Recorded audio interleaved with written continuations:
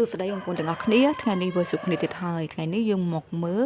ពីមនុស្សដែលអ្នកទាំងអស់គ្នានឹកគិតដល់ថាតើមនុស្សម្នាក់ហ្នឹងគេស្មោះត្រង់ជាមួយអ្នកទាំងអស់គ្នាដែរឬទេតើមនុស្សដែលអ្នកទាំងអស់គ្នានឹកគិតដល់នៅក្នុងឡុងពេលនេះតើគេស្មោះត្រង់ជាមួយនឹងអ្នកទាំងអស់គ្នាដែរឬទេដូច្នេះហើយចូលតាមដានទស្សនាទាំងអស់គ្នាតើមនុស្សម្នាក់ហ្នឹងស្មោះត្រង់ជាមួយអ្នកទាំងអស់គ្នាដែរឬទេសូមតលកាតតែចំនួន4សន្លឹកទេថាតើមនុស្សម្នាក់ហ្នឹងគេស្មោះត្រង់ជាមួយនឹងអ្នកទាំងអស់គ្នាដែរឬអត់តើមនុស្សម្នាក់ហ្នឹងមនុស្សដែលអ្នកទាំងអស់គ្នានឹកគិតដល់គេស្មោះត្រង់ជាមួយអ្នកទាំងអស់គ្នាដែរឬទេ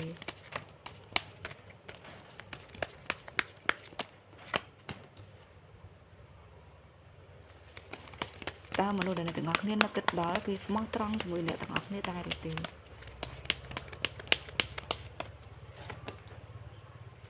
តើមនុស្សដែលអ្នកទាំងអស់គ្នានឹកគិតដល់នេះគេស្មោះត្រង់ជាមួយអ្នកទាំងអស់គ្នាដែរឬទេ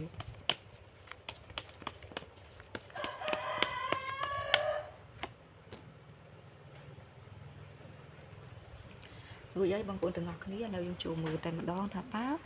មនុស្សដែលអ្នកទាំងអស់គ្នានឹកគិតដល់គេស្មោះត្រង់ជាមួយអ្នកដែរឬទេ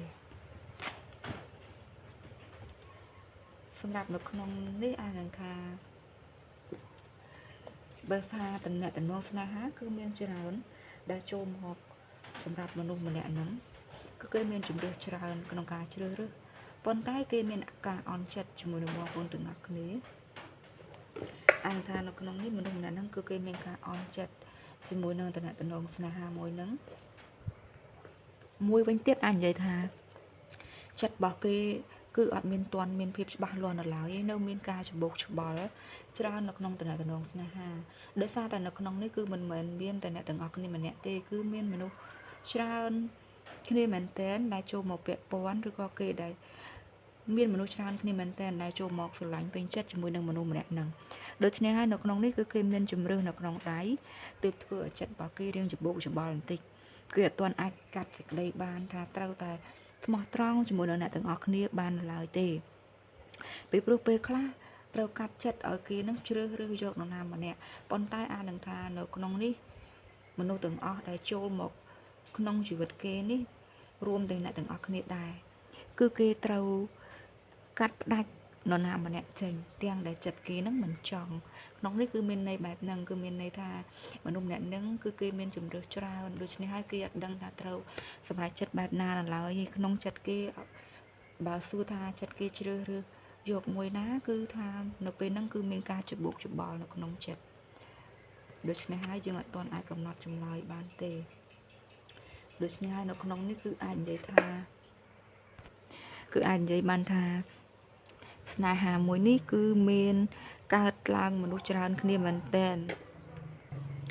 នៅក្នុងតំណែងមួយនេះគឺច្បាស់ណាស់គឺមានមនុស្សច្រើនដែលចូលមកពាក់ព័ន្ធដែលធ្វើឲ្យមានបញ្ហាជាឧបសគ្គនៅក្នុងស្នេហាមួយហ្នឹងទោះបីជាអ្នកទាំងអស់គ្នាអត់ទាន់បានភាពជោគជ័យគេក៏អត់ទាន់បានភាពជោគជ័យដូចគ្នាពីព្រោះស្នេហាទាំងអស់ហ្នឹងគឺវាមានភាពបញ្ញាញ៉ៃខ្លាំងមែនតើពីព្រោះគេអត់មានភាពច្បាស់លាស់នៅក្នុងការសម្រេចចិត្តជ្រើសរើសនៅឡើយទេអ្វីដែលជាពិសេសនោះមនុស្សម្នាក់ហ្នឹងគឺគេកំពុងតែរកវិធីទប់ទល់ជាមួយនឹងបញ្ហាដែលជួបមកក្នុងជីវិតគេហ្នឹងឬក៏មានបញ្ហាច្រើននៅក្នុងរឿងស្នេហាហ្នឹងដែលត្រូវគេដោះស្រាយពីព្រោះគេក៏អត់ច្បាស់ខ្លួនគេដែរថាត្រូវធ្វើបែបណាហើយអ្វីដែលមនុស្សម្នាក់ហ្នឹងគេកំពុងតែគិតនៅក្នុងអំឡុងពេលនេះគឺគេកំពុងតែគិតតស៊ូនៅក្នុងជីវិតគ្រួសាររបស់គេដើម្បីឲ្យខ្លួនគេនឹងរកចំណូលបានដើម្បីចិញ្ចឹមខ្លួនឯងនិងមនុស្សក្រុមនៅក្នុងក្រុមគ្រួសារគេជាដើមសម្រាប់ស្នេហាវិញគឺមានភាពច្បោកច្បល់មានមនុស្សពី3ទៅ4នាក់ដែលជាបញ្ហានិងឧបសគ្គដូច្នេះហើយគេអត់ទាន់ច្បាស់លាស់ជាមួយនឹងអ្នកទាំងអស់គ្នានៅឡើយទេប៉ុន្តែនៅក្នុងនេះគឺអាចនឹងថាមនុស្សម្នាក់ហ្នឹងគឺគេមានមនុស្ស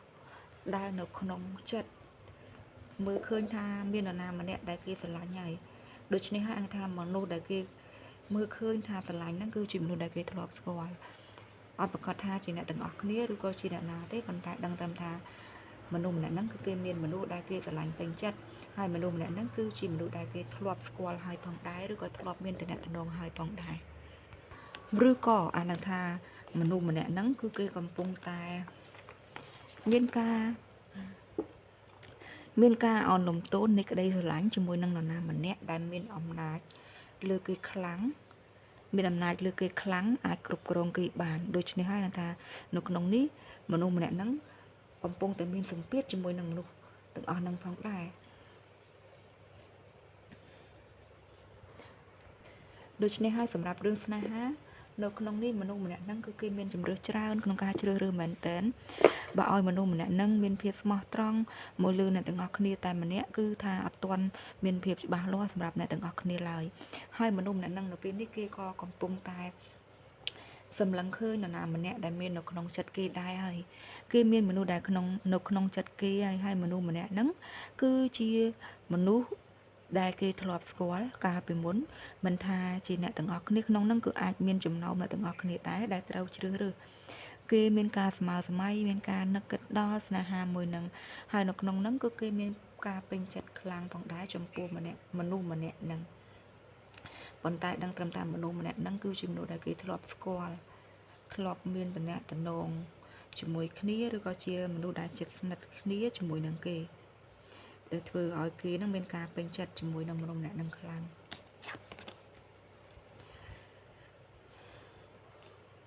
ហើយនៅក្នុងនឹងផងដែរអាចនឹងថាតំណែងមួយនឹងកើតឡើងគឺដោយសារតែមានការសហការនៅក្នុងកន្លែងការងាររបស់គេឬក៏អាចនឹងថាស្នេហាមួយនឹងមានការវិវត្តចេញពីមិត្តភាពនៃកន្លែងការងារអាចនឹងថាស្នេហាមួយនឹងវាមិនទាន់ជាក្តីស្នេហាខ្លាំងក្លាអីនៅឡើយវាមានកម្រិតនៅឡើយសម្រាប់ស្ថានភាពស្នេហាដែលមនុស្សម្នាក់នឹងកំពុងតែសម្រេចចិត្តនៅក្នុងម្ដងពេលហ្នឹងដូច្នេះហើយអាចនឹងថាការរៀបការឬក៏ការភ្ជាប់ពាក្យគឺគេកំពុងតែមានការសម្រេចចិត្តជាមួយនឹងរឿងទាំងអស់ហ្នឹងផងដែរ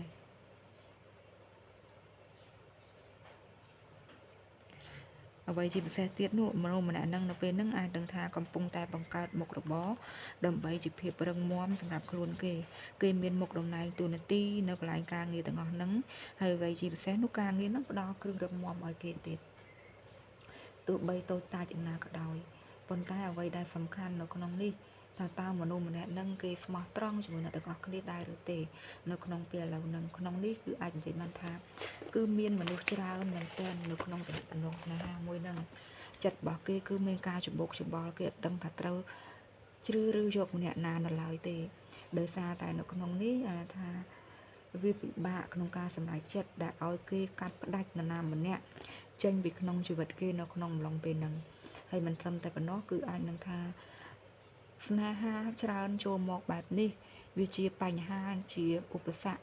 នៅក្នុងតំណែងស្នេហាទាំងអ្នកទាំងមនុស្សជុំវិញខ្លួនគេដែលមានតំណែងទាំងអស់ហ្នឹងដូច្នេះហើយម្នាក់គឺសុទ្ធតែមានបញ្ហាសុទ្ធតែមានឧបសគ្គនៅក្នុងតំណែងនឹងទាំងអស់គ្នាប៉ុន្តែមនុស្សម្នាក់ហ្នឹងគេក៏កំពុងតែសម្លឹងឃើញនរណាម្នាក់ដែលគេស្រឡាញ់ពេញចិត្តហើយនៅក្នុងចំណោមអ្នកទាំងអស់គ្នាហ្នឹងដូច្នេះហើយអង្គការគេនឹងសម្រេចចិត្តជ្រើសរើសយកនរណាម្នាក់ដែលគេស្រឡាញ់ពេញចិត្តបំផុតហើយមនុស្សម្នាក់ហ្នឹងផងដែរគឺអាចនឹងថាជាមនុស្សដែលគេធ្លាប់ស្គាល់កាលពីមុនមិនថាវិវត្តជាមិត្តភាពទៅឬក៏ជាយ៉ាងណាទេដឹងត្រឹមតែមនុស្សដែលគេចាប់ផ្ដើមមានការពេញចិត្តខ្លាំងហ្នឹងគឺជាមនុស្សដែលគេធ្លាប់ស្គាល់ហើយធ្លាប់មានតំណែងជាមួយគ្នាឬក៏ធ្លាប់ស្គាល់គ្នាកាលពីមុននឹងជាមនុស្សដែលគេពេញចិត្តខ្លាំងហើយមិនត្រឹមតែប៉ុណ្ណោះទៀតអាចនឹងថាគេក៏ចង់សម្រេចចិត្តក្នុងការជ្រើសរើសយកមនុស្សដែលគេពេញចិត្តហ្នឹងឲ្យคล้ายទៅជាកម្មវិធីភ្ជាប់ពាក្យឬក៏មានការរៀបការផងដែរដូច្នេះហើយការជ្រើសរើសរបស់គេនៅក្នុងម្លងពេលនេះគេកំពុងតែស្ថិតនៅក្នុងម្លងពេលសម្រេចចិត្តថាត្រូវជ្រើសរើសយកនរណាម្នាក់ដែលចូលក្នុងជីវិតគេនៅក្នុងម្លងពេលហ្នឹងដោយសារតែគេជ្រើសរើសនឹងផងដែរគឺគេចង់ឲ្យមានជីវិតគ្រួសារដែលល្អមានភាពគង់វង្សហើយមិនមានការលែងលះគ្នាដូច្នេះហើយគេក៏គិតបែបហ្នឹងដែរសម្រាប់មនុស្សដែលគេជ្រើសរើស